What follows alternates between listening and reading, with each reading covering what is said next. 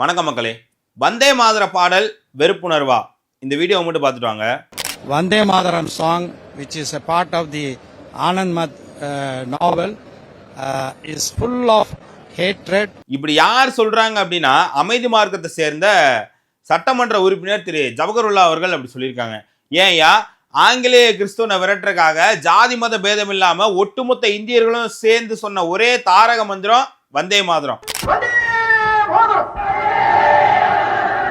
அப்படிப்பட்ட அந்த புனிதமான பாடலை வெறுப்புணர்வை தூண்டுது அப்படின்னு சொல்லி சொல்றது, அந்த வந்தே மாதரம்னு சொன்ன சுதந்திர போராட்ட தியாகிகளை கொச்சப்படுத்துற விதமா இல்லையா?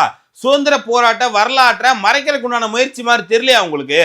சும்மா இந்த ஆனந்தமான நாவல்ல இந்த பாட்டு வருதுன்னு நொண்டி சாக்கு சொல்லிட்டு வந்தே மாதர பாட்டு ஆக்சுவலா என்ன சொல்லுது?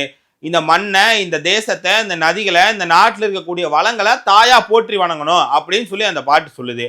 இந்த மண்ணை, இந்த தேசத்தை தாயா போற்றி வணங்குறதுல உங்களுக்கு என்ன கௌரவ குறைச்சல் வந்துட போகுது? இப்படியே இந்த மாதிரி நீங்க சொல்றது உங்களுக்கு தேசபக்தி இல்லைங்கிறத தெளிவா காட்டுது. And it is not fit to be sung when we refer to the Constitution of India, which embraces all people, all sections of the people, and we oppose the stand of the union government to make it mandatory. சரி, அரசியல் சாசனத்தை பத்தி பேசுறீங்க.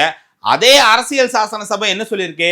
ஜனகணமன பாடலுக்கு உண்டான ஈக்குவலான அந்தஸ்து வந்தே மாதர பாடலுக்கு இருக்குன்னு அதே அரசியல் சாசன சபை தான் சொல்லியிருக்கு.